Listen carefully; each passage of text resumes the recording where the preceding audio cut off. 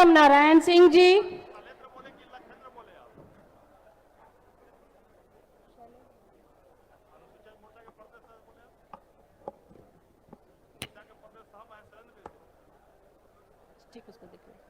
स्वागत करेंगे।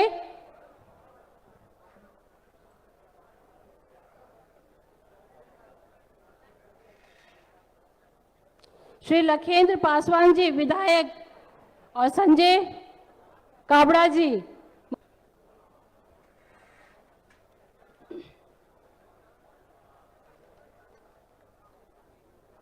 सतीश चंद्र दुबे जी का,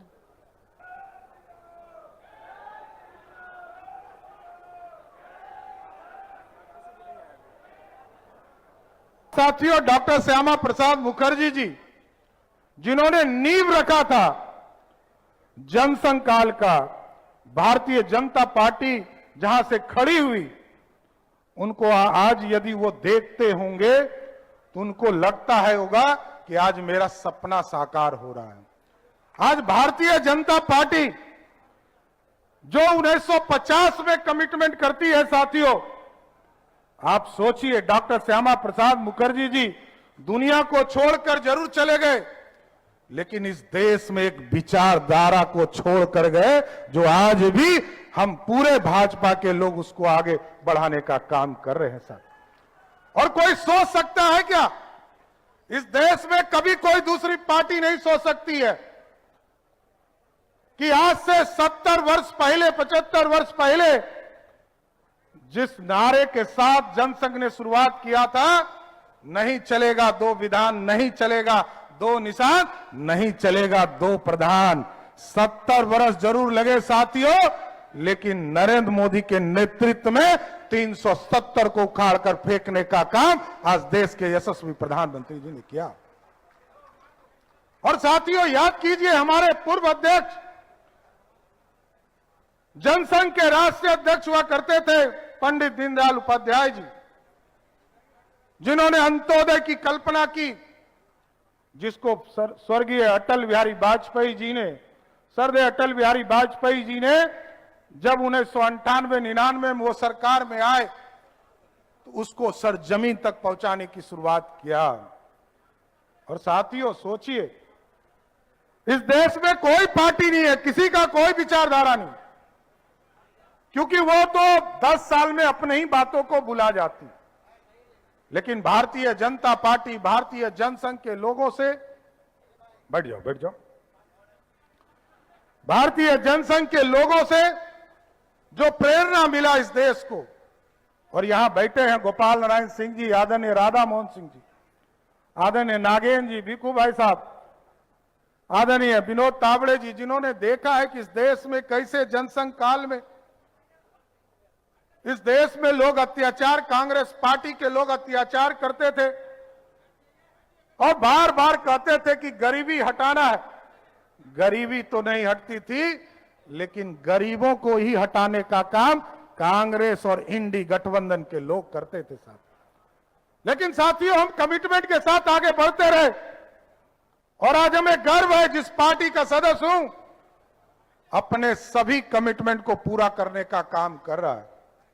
और लोग तो भुला जाते हैं, 80 के दशक में भारतीय जनता पार्टी ने जनसंघ के सहयोग से, विश्व हिंदू परिषद के सहयोग से यह निर्णय लिया इस देश में कि हम भगवान श्री राम को उनके जन्म स्थान अयोध्या में स्थापित करने का काम करेंगे, और उसको भी करने का काम किया सर।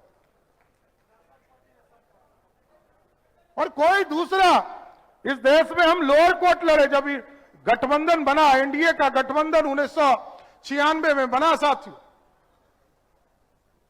सरदेय अटल बिहारी वाजपेयी जी के नेतृत्व में जब यह तय हुआ कि हम कोर्ट के सहारे लड़ने का काम करेंगे, तो यही कांग्रेस पार्टी की जब सरकार या समाजवादी पार्टी की सरकार जब उत्तर प्रदेश में थी तो उसको अटकाना भटकाने का काम कर रही थी। लेकिन जब डबल इंजन की सरकार बनी उत्तर प्रदेश में, तो उसी दिन तय कर दिया गया कि प्रभु श्री राम को अयोध्या में फिर से स्थापित करने का काम भारतीय जनता पार्टी करेगी साथियों, और इसको भी पूरा किया साथियों। इसलिए साथियों, उत्तर प्रदेश तो बढ़कर हमने कहा है, और आदरणीय हमारे गृह मंत्री आदरणीय अमित शाह जी ने साफ तौर पर सीतामढ़ी की पावन धरती पर कहा है, जिस तरह अयोध्या में भव्य श्री राम का मंदिर बनाने का काम हमने किया है, बिहार के भी सीतामढ़ी में भव्य सीता मंदिर बनाने का काम करेंगे साहब। लेकिन आज जो सबसे बड़ी बात जानने की आवश्यकता है कि सुशील मोदी ने बिहार को बदलने में क्या काम किया, जिसका फायदा पार्टी को भी हुआ। आपको मालूम है 91 में लालू प्रसाद बहुत बड़े नेता बनकर उभरे। अडवाणी जी की रथ यात्रा को रोक दिया था उन्होंने। धर्मनिरपेक्षता के बड़े प्रतीक के रूप में उभरे, और आलम यह था कि बिहार और झारखंड की 90% लोकसभा की सीटें जीते। हम नहीं, लालू प्रसाद, उस समय की बात कर रहा हूं। और भ्रष्टाचार, जंगल राज पराकाष्ठा पर था। उस समय सुशील मोदी जी ने हिम्मत दिखाई लालू प्रसाद के भ्रष्टाचार को एक्सपोज करने की। चारा घोटाले का केस हुआ। सौभाग्य से मैं उनका वकील था। बहुत खौफ था इन लोगों का। हम लोग लड़े, सीबीआई की इंक्वायरी हुई, सुप्रीम कोर्ट तक गए, सड़क पे लड़े। आज लालू प्रसाद को 4 मामलों में सजा हो गई है और एक की भी रिहाई नहीं हुई है, यह जानना बहुत जरूरी है। फिर अलकतरा घोटाले की लड़ाई हुई, और यह बात सुशील मोदी के बारे में आपको बताना जरूरी है कि जब उस केस की तैयारी हम लोग कर रहे थे, हम लोग 10 रिटायर्ड चीफ इंजीनियर के यहां गए थे जानने के लिए घोटाला होता कैसा है। अलकतरा घोटाले में भी मंत्री जेल में गए, इंजीनियर जेल में गए, आज सब जेल में है। इसका फायदा पार्टी को क्या हुआ? पार्टी आगे बढ़ी, लोकसभा में बढ़ी, विधानसभा में बढ़ी। और 99 में जब यूपी में कुछ कमजोर हुए थे तो बिहार की गिनती हो रही थी झारखंड के साथ, तो 41 सीटें जीते और सीधा अटल बिहारी वाजपेयी की सरकार बनी। और आपकी जानकारी के लिए, जो अध्यक्ष जी ने संकेत दिया, एनडीए की नींव भी पड़ी थी उसी समय जब नीतीश कुमार जी ने समता पार्टी बनाई और हम लोग के साथ आए। तो ये बिहार का बदलाव हुआ, जिसमें सुशील मोदी ने बहुत बड़ी भूमिका अदा की है, जानना जरूरी है। दूसरी बात, नेता विपक्ष के रूप में वो हर जगह पहुंचते थे।